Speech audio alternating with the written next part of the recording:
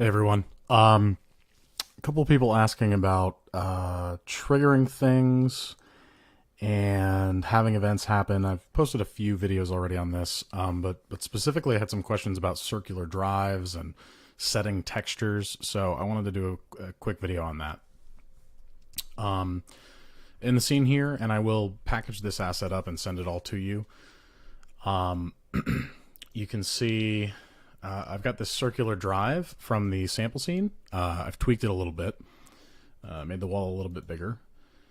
And we have the driver components here, or the driver objects. The main thing to point out is we have this pointer here, and I've put a collider on it, and I've put a rigid body on it. This is going to be the thing that does the triggering. So when a collider and a rigid body, it has to have the rigid body, enters a trigger, it's going to do something. So down here, I have the triggers. I should call that triggers. And you can see them, 1, 2, 3. And effectively, when that collider with the rigid body enters this trigger, it's going to say, set this texture up here to be whichever one it is in. And so you can see we've got this set texture script.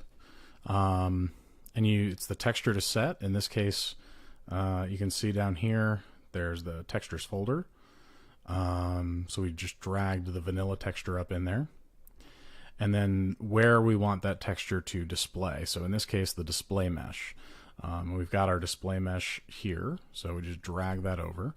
And then we just add this set texture component to any of those triggers. So the strawberry trigger, right, we've got that on there, the chocolate trigger. It's all the same display mesh. It just happens to, in this case, just happens to be different textures. You could do different meshes, different textures. You can repurpose this code that I'm sending you over if it's in your project. If you bring in this set texture code, you can repurpose it exactly as it is. You don't have to rewrite it, but just so you know what it is, I've got public texture to set, public game object display mesh. Those are the ones we just looked at. We're going to grab the renderer of the display mesh. So that's this here. In start, we're going to say rend equals display mesh.getComponent renderer. And then we're going to say on trigger enter. If the tag, in this case, I made a tag called pointer. You can see that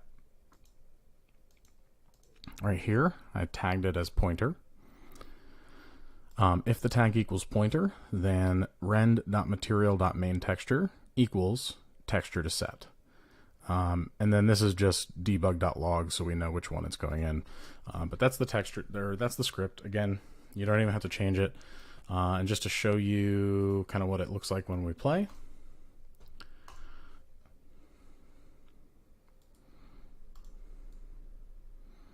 I'm just going to debug here. You can see this is as our vanilla. So we pull this over, strawberry, vanilla, chocolate, right? And you can go ahead and actually grab that with your VR stuff and swap those textures out.